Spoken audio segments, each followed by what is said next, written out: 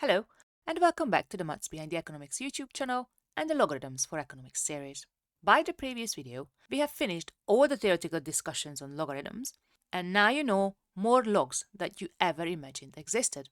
So, in this video, which is the first of the mixed question series, when we are going to practice just applying those rules in different scenarios, we're first going to list all those log rules so we can recap them, and then we're going to do maths-based practice questions. Let's log and roll.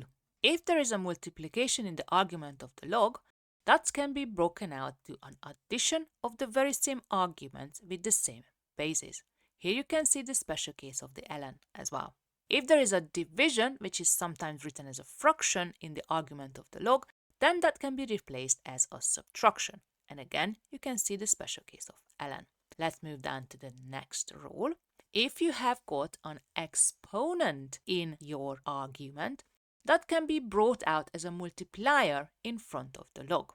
Special case of log can be seen here, but there is also another special case. What happens if you have got that exponent down in the denominator with 1 over? So then that just can be replaced as a negative power, so you can bring that out as a negative n. Special case of logs follows dully. Next rule. What happens if we have got roots behind the logs? Well, that's again just a special case of the exponent, because remember, the roots can always be rewritten as a fractional exponent, so now we bring out the fraction, so n will be in the denominator. But if we also have got a root and an exponent, we can rewrite that as an m over n power or exponent, which then can be brought down as an m over n multiplier. ln case follows. Now, what happens if we have got the same base and the argument? Well, that will just cancel down to 1 in every case, including the ln. Now, scrolling up again, what happens if we have got 1 as an argument? Well, that's always going to be equal to 0, simply because remember, any base to the 0 power is always equal to 1.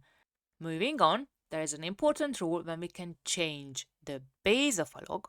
Well, if we introduce a new base, what happens is that the old argument will be at the top and the old base will be the argument at the bottom.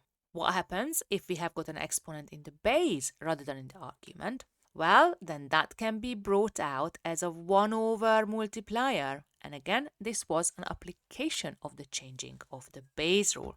The next rule, which we covered in the previous video, tells us what happens if we change the base and the argument of two logs which are multiplied together. Well, they will always cancel out to 1. And the last rule, which we actually covered in video 6, tells us what happens when we apply logs and exponents one after the other. Well, if we have got a log argument which is the same base raised to some power, well then that just cancels down to that exact power. And if we have got an exponent raised to a log with the same base, again they will just cancel down to whatever was in the argument. And you can see here the special cases for the natural logs as well. I appreciate that these are many rules to take in, but with practice you will get there. So let us make some more space and start doing some of the practice questions. So our first question is going to be ln of long fraction x squared cubed x to the negative 4 to the 5th and then x to the 16th all over x squared. Right, what shall we do here? Well, there are a lot of exponents behind our log sign, so first of all, remember our exponent rules, and if you don't know them, feel free to check out my exponents for economics series, which I'm going to link for you, and make them a little bit simpler. So we'll keep the ln sign, and then we have got exponents raised to exponents here, so we're going to just multiply those exponents together. So x squared cubed gonna give me x to the 6th, x to the negative 4 to the 5th gonna give me x to the negative 20, and x to the 16th just stays. So does x squared. So what we're gonna do now here is again keep the ln sign, keep the fraction, and keep x squared at the bottom.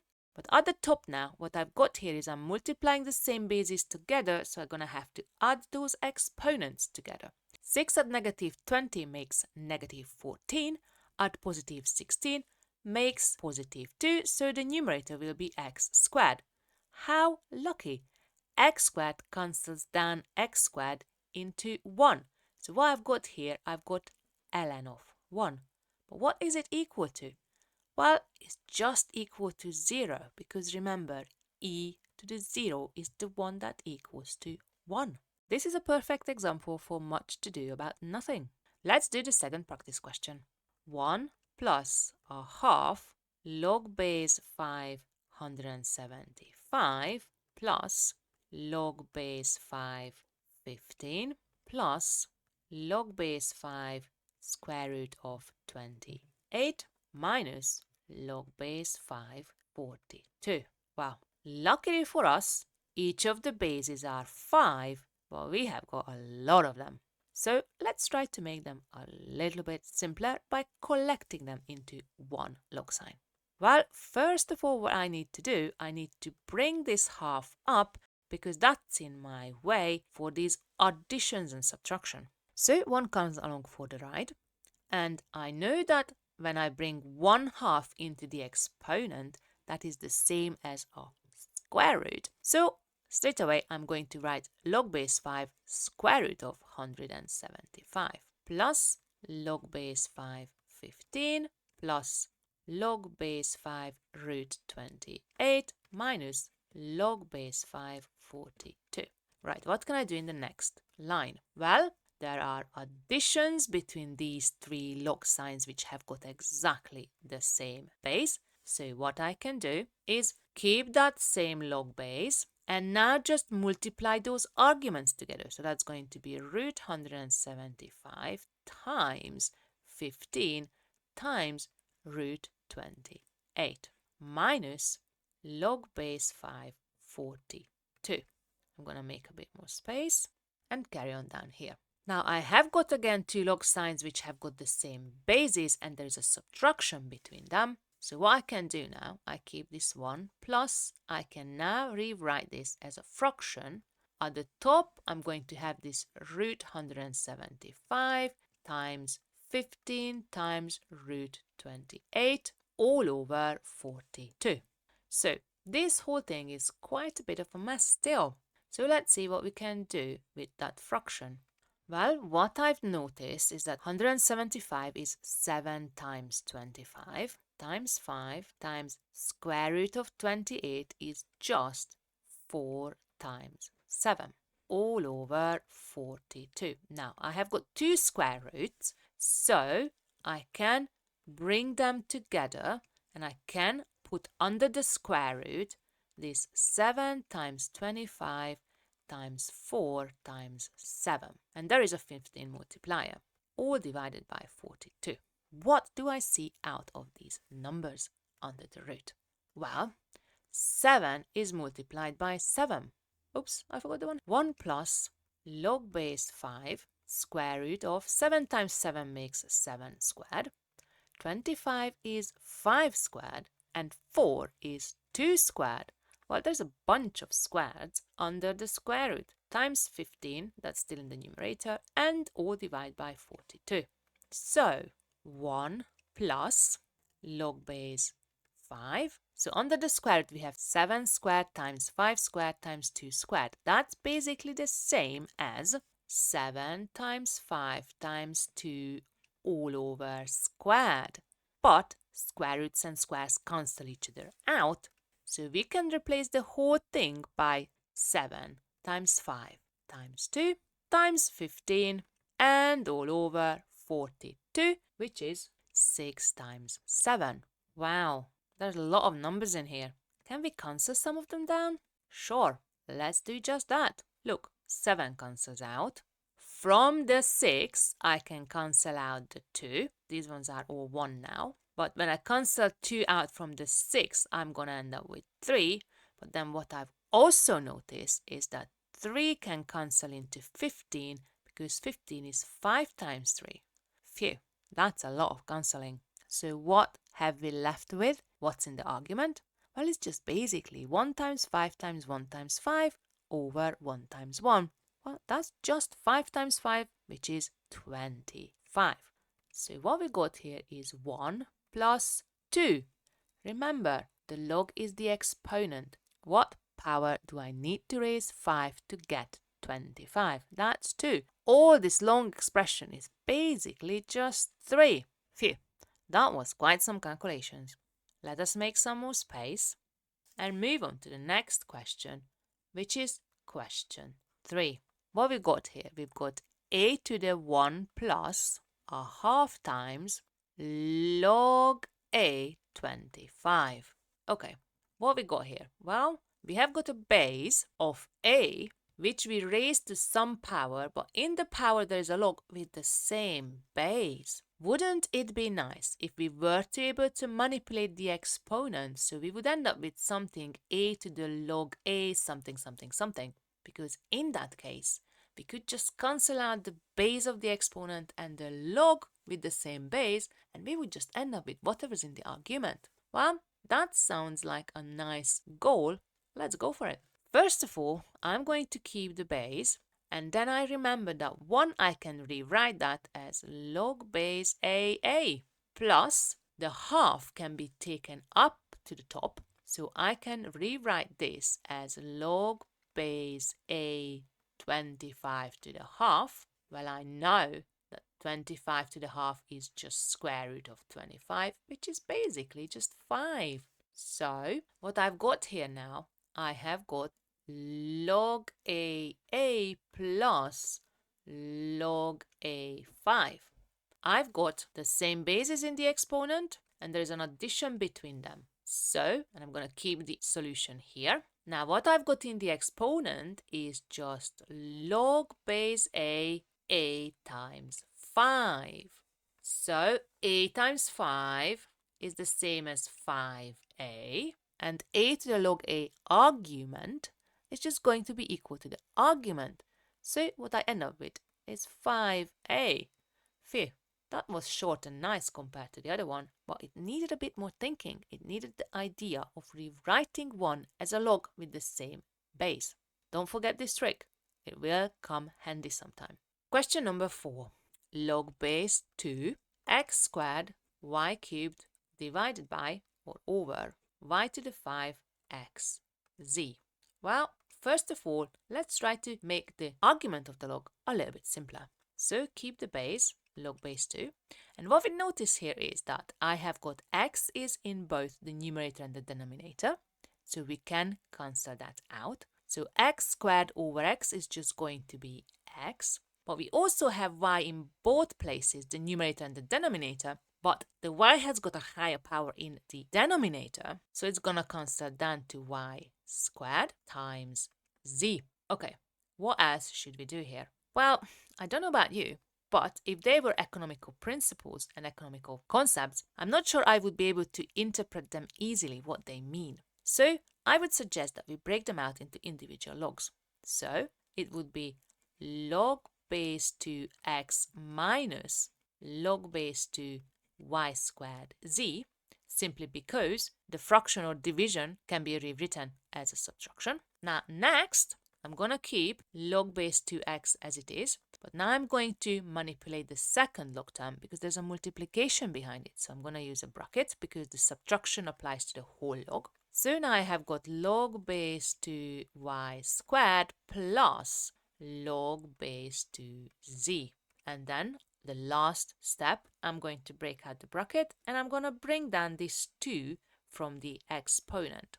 So the first term doesn't change. I'm going to have log base 2x minus 2 times log base 2y minus log base 2z.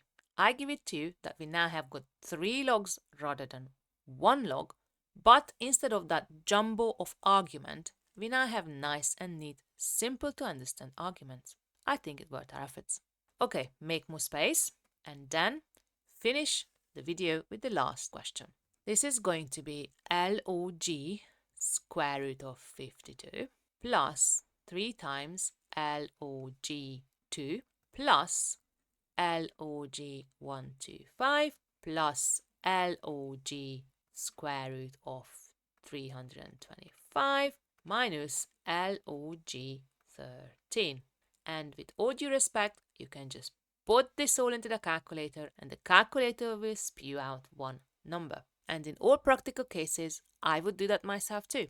However, we are on the road to mastering logs, so I suggest that we get down and get our hands a little bit dirty with the numbers. So, first of all, what I notice is that every single term has got the same base because every single term is an log logarithm, which means base 10 logarithm. There are additions and subtractions. I could apply the multiplication and division rules. However, there is this little annoying 3 here in front of the log, and I cannot just simply multiply these two arguments of root 52 and 2 together because there's that 3 in my way. So I need to bring that 3 up into the exponent.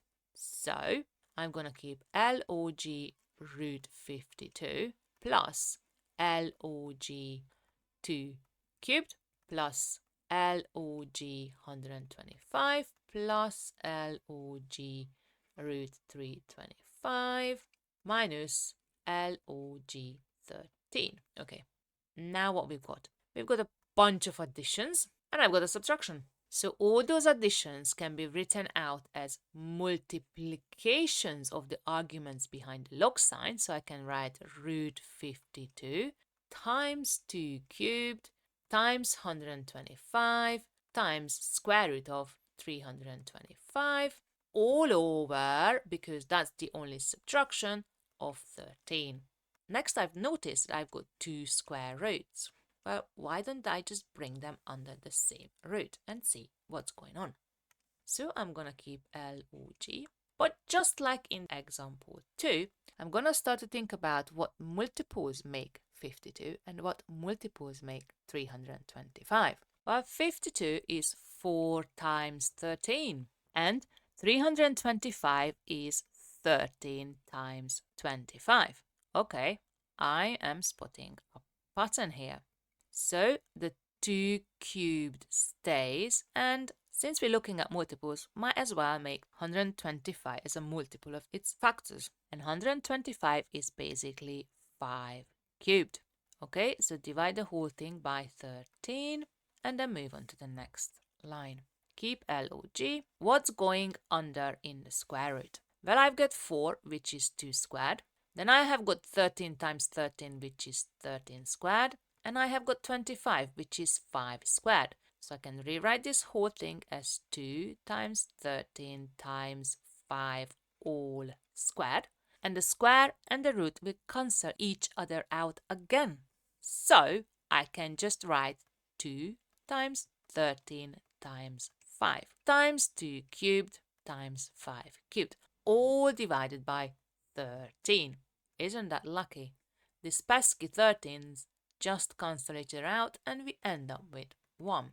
So what do we have now here? I've got 2 times 2 cubed, which will going to give me 2 to the 4 behind the log sign. And 5 times 5 cubed gonna give me 5 to the 4. But hold on, if they are both raised to the same power, then I can just rewrite them as a multiple raised to that same power. Why is this good for me? Well, it's good for me because 2 times 5 makes 10. So what I end up with is log 10 to the 4. And now remembering that log is base 10, this whole log expression is just equal to 4. Again, this cheeky 4, it really likes to hide behind the logs. Well, this is the end of the first video, practicing the logs in the mathematical context. In the next video, we're going to do some more of these mathematical log practices. I hope to see you there. Bye for now.